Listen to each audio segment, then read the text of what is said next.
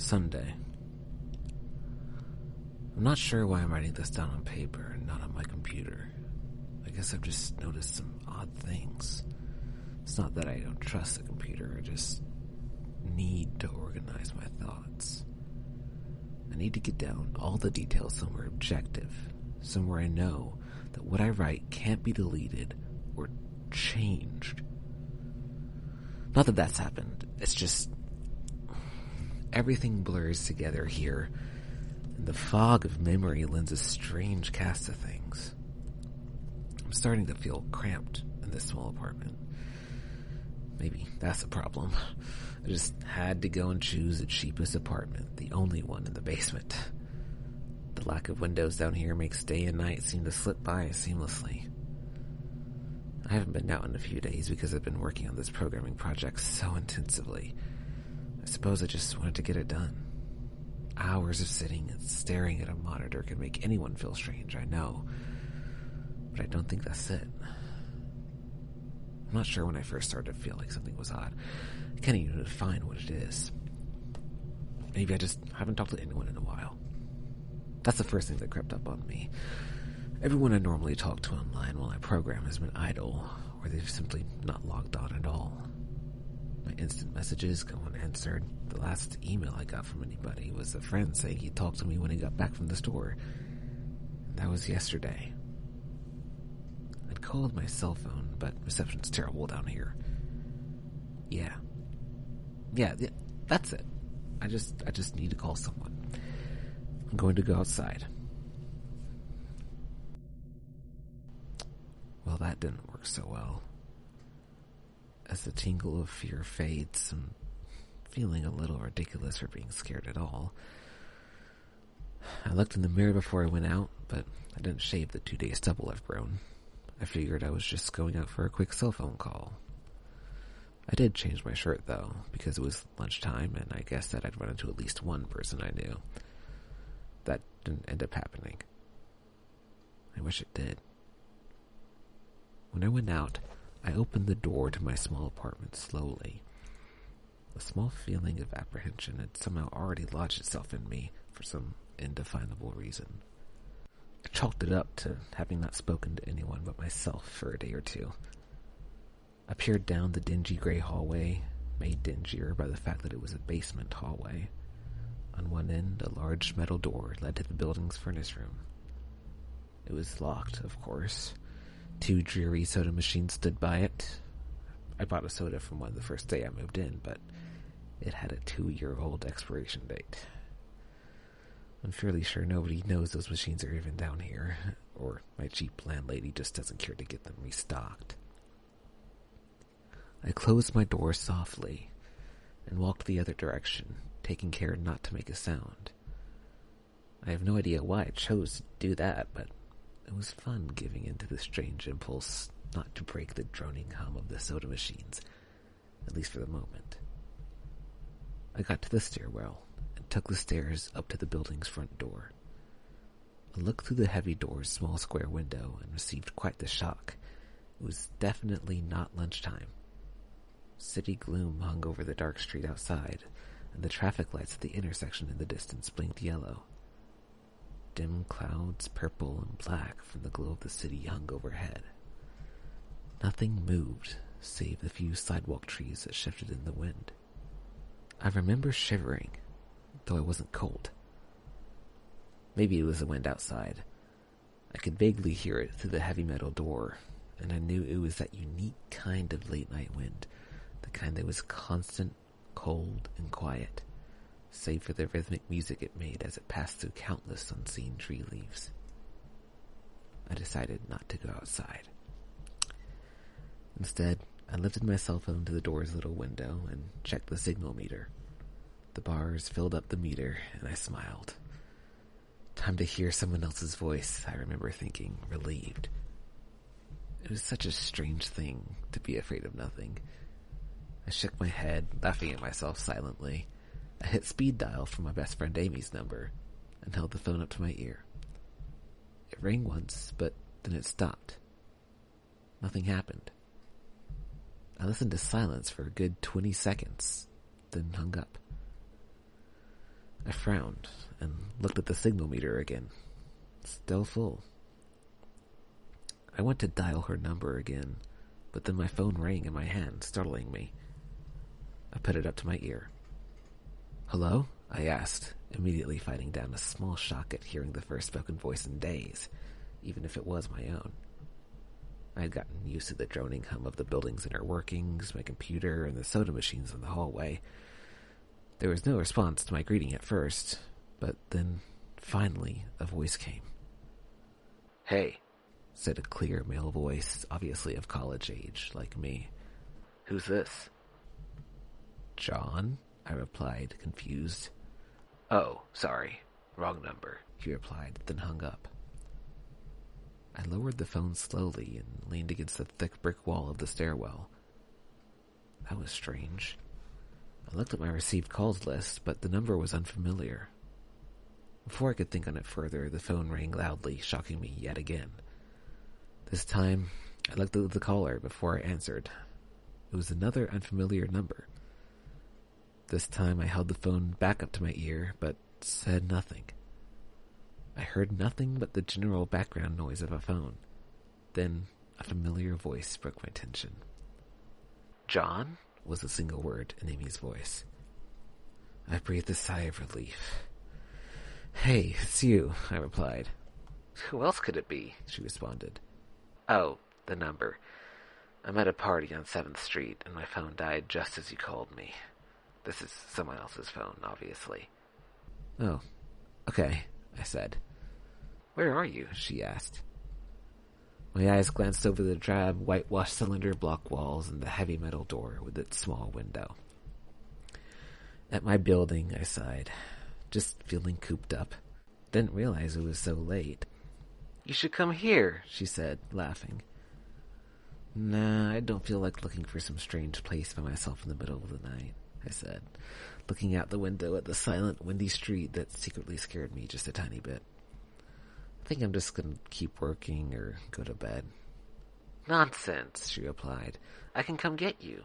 Your building is close to 7th Street, right?" "How drunk are you?" I asked lightheartedly. "You know where I live." "Oh, of course," she said abruptly. "I guess I can't get there by walking, huh?" "You could if you wanted to waste half an hour," I told her. "Right," she said. "Okay, have to go. Good luck with your work." I lowered the phone once more, looking at the numbers flash as the call ended. Then the droning silence suddenly reasserted itself in my ears. The two strange calls and the eerie street outside just drove home my aloneness in this empty stairwell. Perhaps from having seen too many scary movies, I had the sudden, inexplicable idea that something could look in the door's window and see me, some sort of horrible entity that hovered at the edge of aloneness, just waiting to creep up on unsuspecting people that strayed too far from other human beings.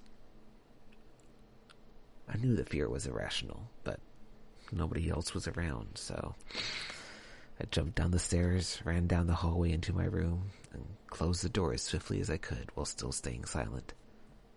Like I said, I feel a little ridiculous for being scared of nothing, and the fear has already faded. Writing this down helps a lot. It makes me realize that nothing is wrong. It filters out half-formed thoughts and fears and leaves only cold, hard facts. It's late.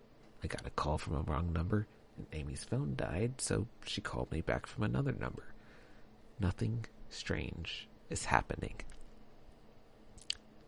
Still, there was something a little off about that conversation. I know it could have just been the alcohol she'd had, or was it even her that seemed off to me? Or was it... Yes, that was it.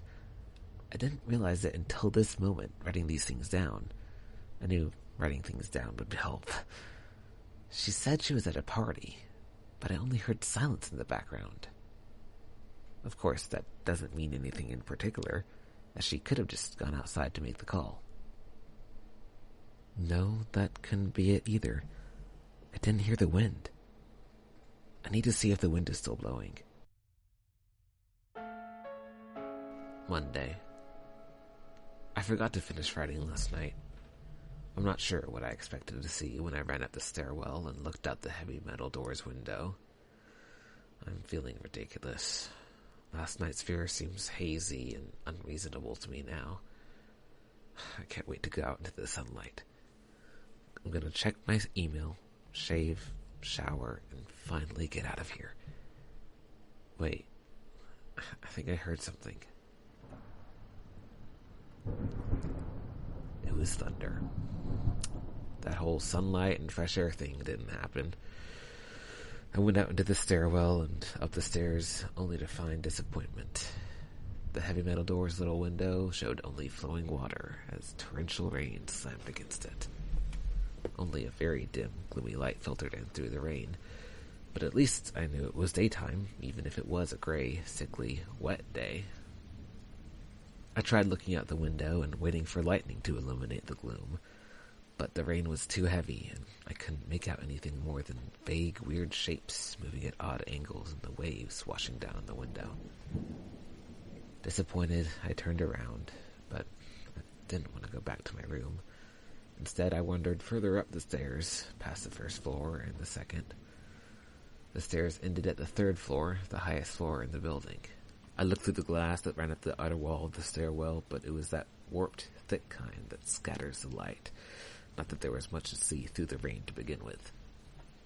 I opened the stairwell door and wandered down the hallway. The 10 or so thick wooden doors, painted blue a long time ago, were all closed. I listened as I walked, but it was the middle of the day, so I wasn't surprised that I heard nothing but the rain outside. As I stood there in the dim hallway, listening to the rain, I had this strange, fleeting impression that the doors were standing like silent granite monoliths erected by some ancient forgotten civilization for some unfathomable guardian purpose. Lightning flashed, and I could have sworn that for just a moment the old grainy blue wood looked just like rough stone. I laughed at myself for letting my imagination get the best of me. But then it occurred to me that the dim gloom and lightning must mean that there was a window somewhere in the hallway. A vague memory surfaced, and I suddenly recalled that the third floor had an alcove and an inset window halfway down the floor's hallway. Excited to look out into the rain and possibly see another human being, I quickly walked over to the alcove, finding the large, thin glass window. Rain washed down it, as with the front door's window, but I could open this one. I reached a hand out to slide it open, but hesitated. I had the strangest feeling that if I opened that window, I would see something absolutely horrifying on the other side. Everything's been so odd lately. So I came up with a plan, and I came back here to get what I needed. I don't seriously think anything will come of it, but I'm bored, it's raining, and I'm going stir-crazy. I came back to get my webcam. The cord isn't long enough to reach the third floor by any means, so instead I'm going to hide it between the 2 soda machines in the dark end of my basement hallway, run the wire along the door and under my door, and put black duct tape over the wire to blend it in with a black plastic strip that runs along the base of the hallway's walls. I know this is silly, but I don't have anything better to do. Well, nothing happened. I propped open the hallway to stairwell door, steeled myself, and flung the heavy front door wide open and ran like hell down the stairs to my room and slammed the door. I watched the webcam on my computer intently, seeing the hallway outside my door and most of the stairwell. I'm watching it right now, and I don't see anything interesting. I just wish the camera's position was different so that I could see out the front door. Hey, somebody's online. I got out an older, less functional webcam that I had in my closet to video chat with my friend online. I couldn't really explain to him why I wanted to video chat, but it felt good to see another person's face. He couldn't talk very long, and we didn't talk about anything meaningful, but I feel much better now. My strange fear has almost passed. I would feel completely better, but there was something odd about our conversation. I know that I've said that everything has seemed odd, but still, he was very vague in his responses. I can't recall one specific thing that he said. No particular name or place or event. But he did ask for my email address to keep in touch. Wait, I just got an email. I'm about to go out. I just got an email from Amy that asked me to meet her for dinner at the place we usually go to. I do love pizza, and I've just been eating random food from my poorly stocked fridge for days, so I can't wait. Again, I feel ridiculous about the odd couple of days I've been having. I should destroy this journal when I get back. Oh, another email. Oh my gosh. I almost left the email and opened the door. I almost opened the door.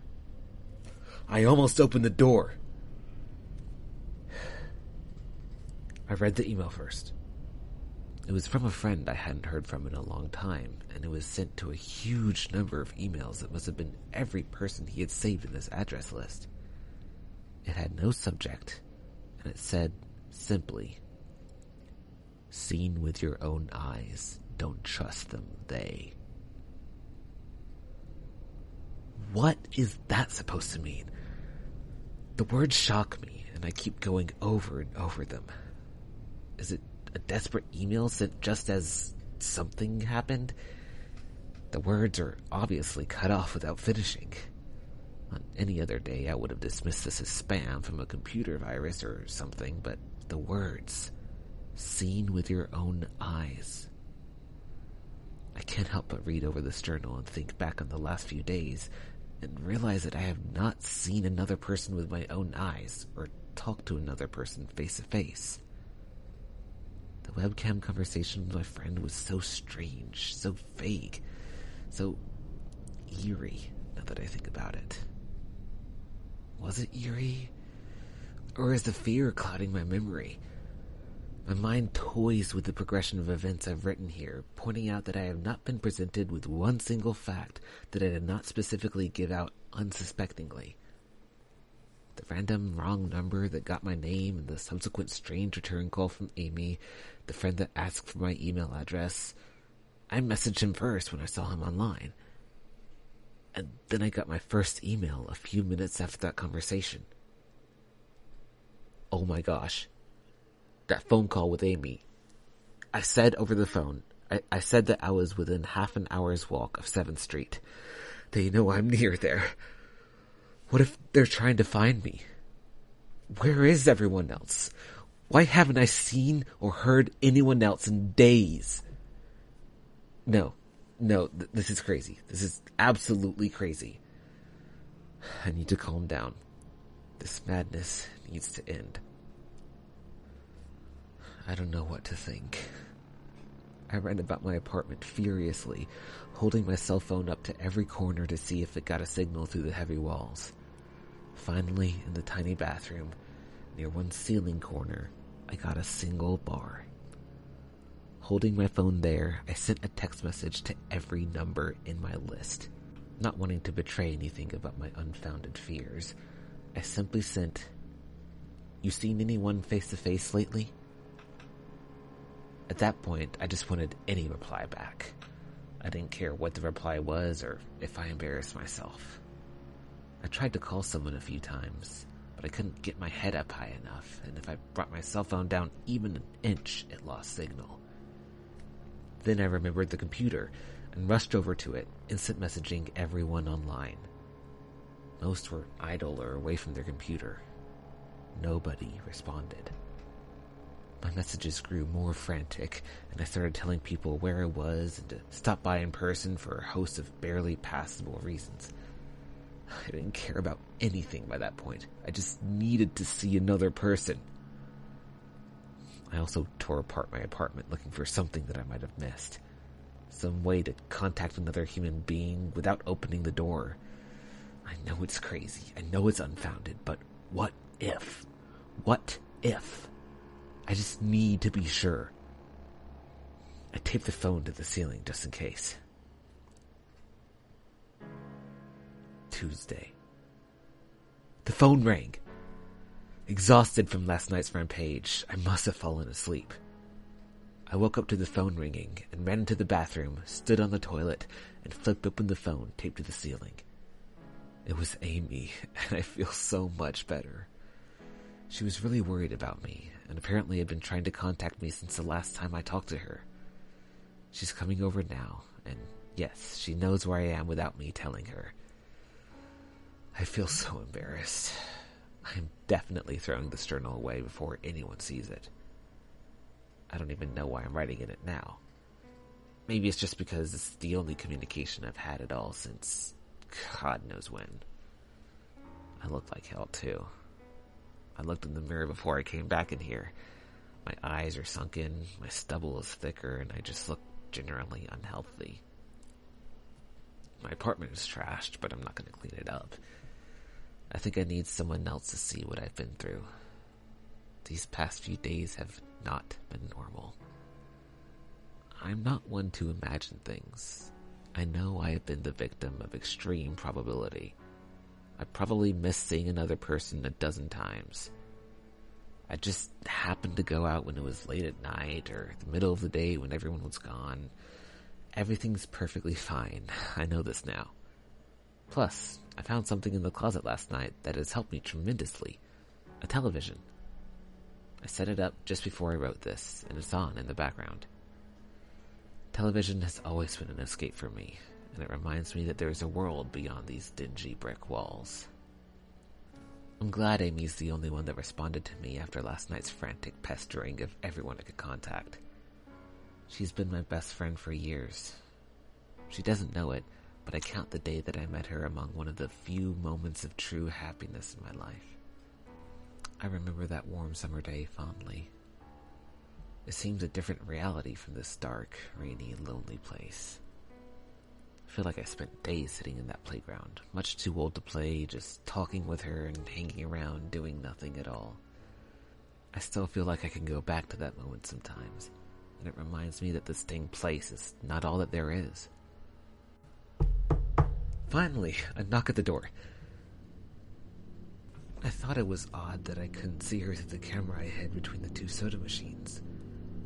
I figured that it was bad positioning, like when I couldn't see out the front door. I should have known. I should have known.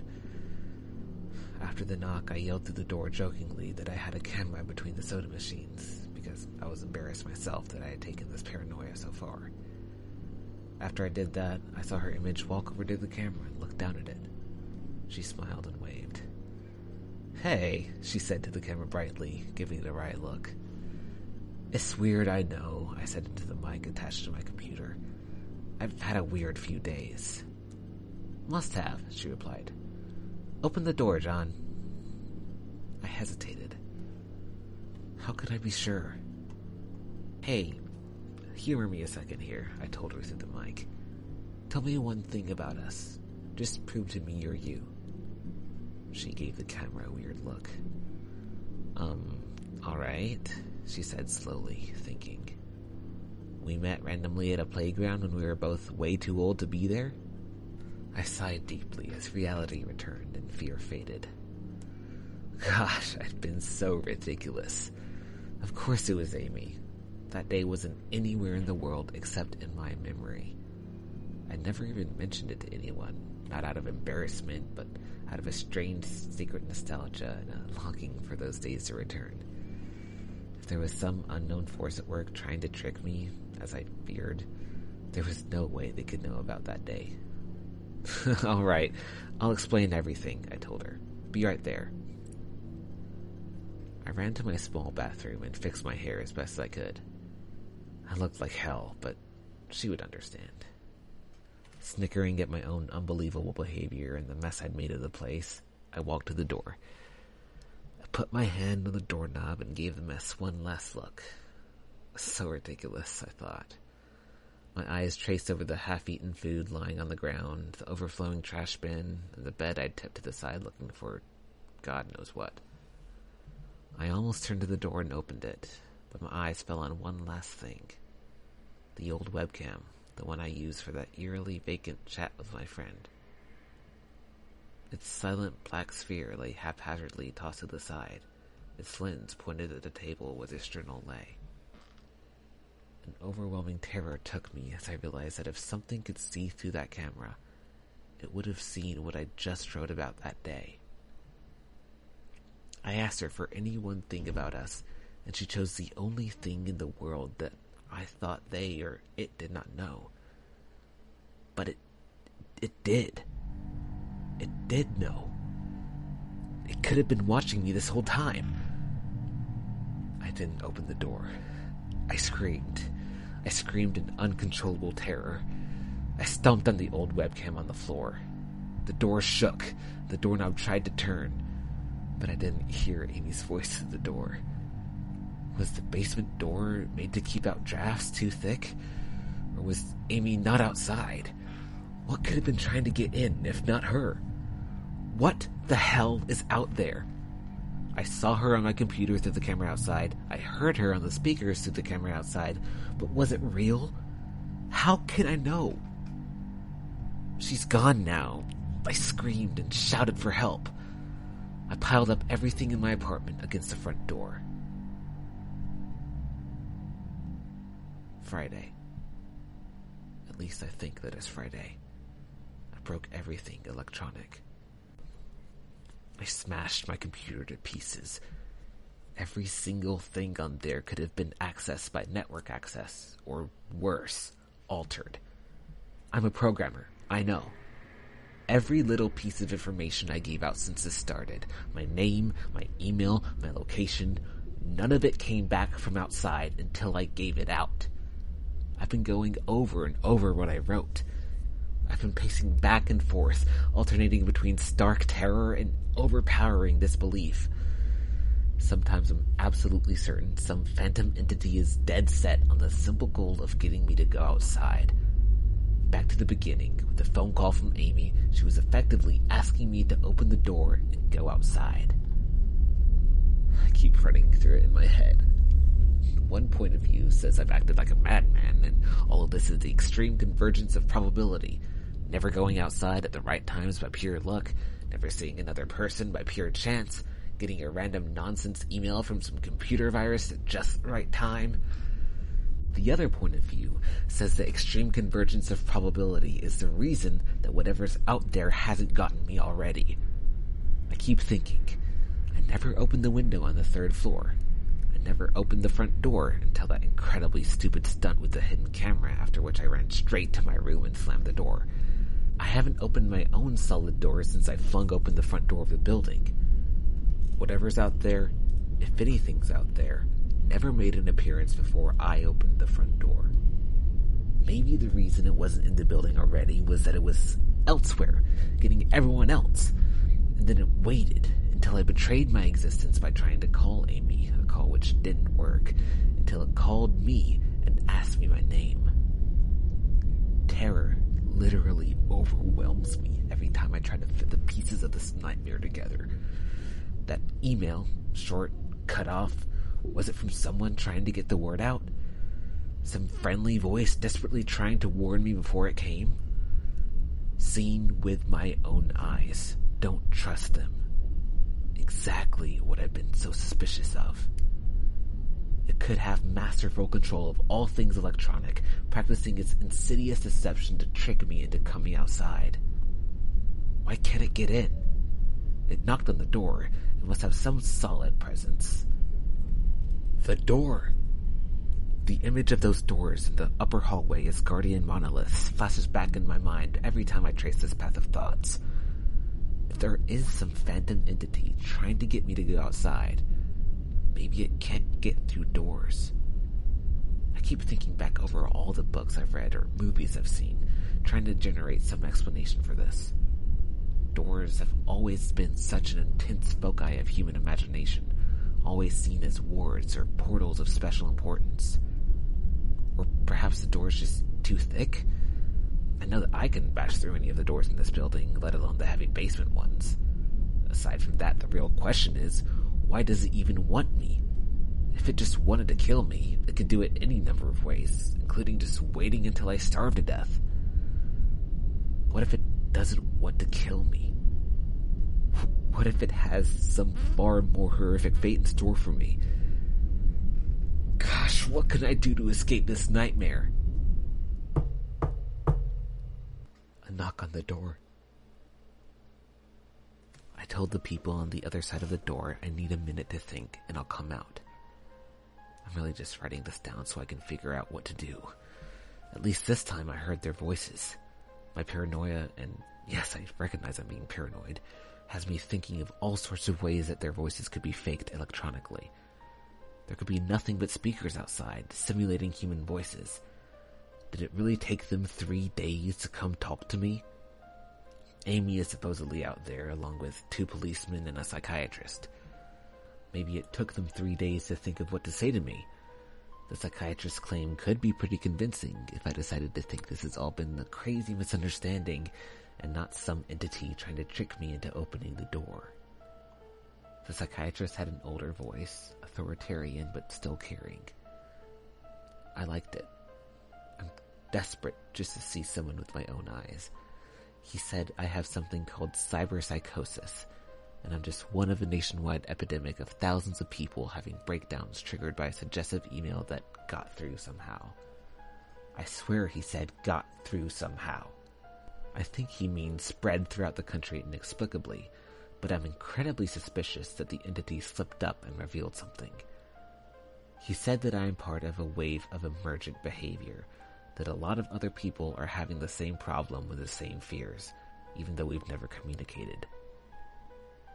That neatly explains the strange email about eyes that I got. I didn't get the original triggering email. I got a descendant of it. My friend could have broken down too and tried to warn everyone he knew against his paranoid fears. That's how the problem spreads, the psychiatrist claims. I could have spread it too with my texts and instant messages online to everybody I know. One of those people might be melting down right now after being triggered by something I sent them, something they might interpret any way that they want, something like a text saying, "Seen anyone face to face lately?" The psychiatrist told me that he didn't want to lose another one, that people like me are intelligent, and that's our downfall. We draw connections so well that we draw them even when they shouldn't be there. He said it's easy to get caught up in paranoia in our fast-paced world, a constantly changing place where more and more of our interaction is simulated. I have to give him one thing. It's a great explanation. It neatly explains everything. It perfectly explains everything, in fact. I have every reason to shake off this nightmarish fear that something or consciousness or being out there wants me to open the door so that it can capture me for some horrible fate worse than death. It would be foolish, after hearing that explanation, to stay in here until I starve to death just to spite the entity that might have got everyone else. It would be foolish to think that, after hearing that explanation, I might be one of the last people left alive on an empty world, hiding in my secure basement room, spiting some unthinkable deceptive entity just by refusing to be captured. It's a perfect explanation for every single strange thing I've seen or heard, and I have every reason in the world to let all of my fears go and open the door. That's exactly why I'm not going to. How can I be sure? How can I know what's real and what's deception? All those wretched things with their wires and their signals that originate from some unseen origin, they're not real. I can't be sure. Signals through a camera, fakes video, deceptive phone calls, emails, even the television lying broken on the floor. How can I possibly know it's real? It's just signals, waves, light. The door! It's bashing on the door! It's trying to get in! What insane mechanical contrivance could it be using to simulate the sound of men attacking the heavy wood so well? At least I'll finally see it with my own eyes. There's nothing left in here for it to deceive me with. I've ripped apart everything else. It can't deceive my eyes, can it? Seen with your own eyes, don't trust them, they... Wait. Was that desperate message telling me to trust my eyes, or warning me about my eyes too? Oh my gosh, what's the difference between a camera and my eyes? They both turn light into electrical signals. They're the same. I can't be deceived. I have to be sure. I have to be sure.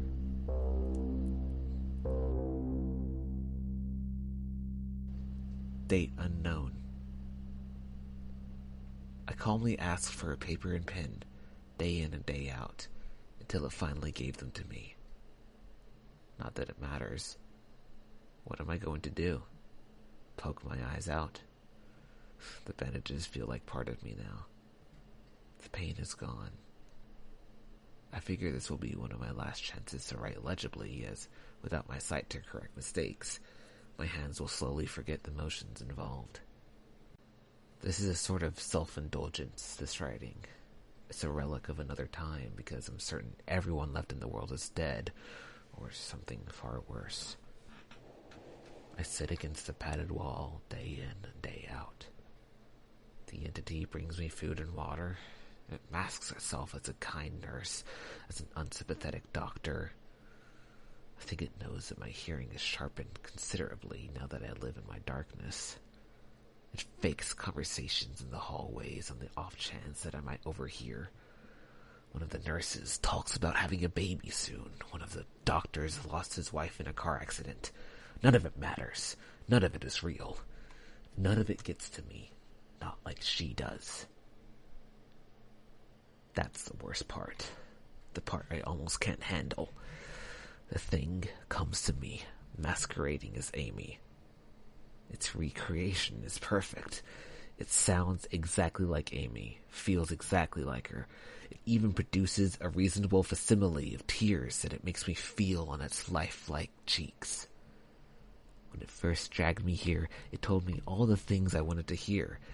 It told me that she loved me, that she had always loved me, that it didn't understand why I did this, that we could still have a life together, if only I would stop insisting that I was being deceived. It wanted me to believe. No, it needed me to believe that she was real. I almost fell for it. I really did.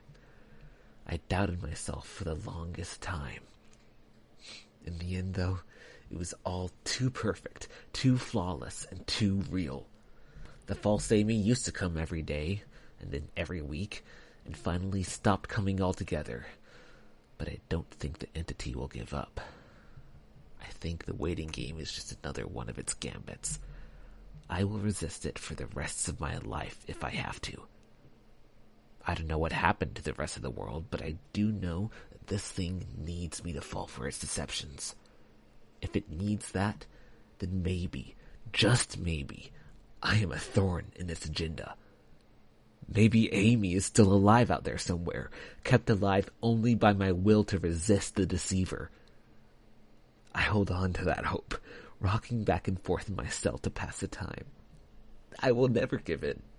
I will never break. I am a hero.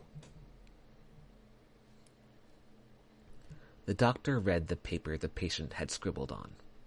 It was barely readable, written in the shaky script of one who could not see. He wanted to smile at the man's steadfast resolve, a reminder of the human will to survive, but he knew that the patient was completely delusional. After all, a sane man would have fallen for the deception long ago. The doctor wanted to smile.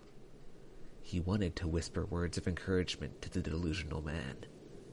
He wanted to scream, but the nerve filaments wrapped around his head and into his eyes made him do otherwise. His body walked into the cell like a puppet and told the patient once more that he was wrong and that there was nobody trying to deceive him.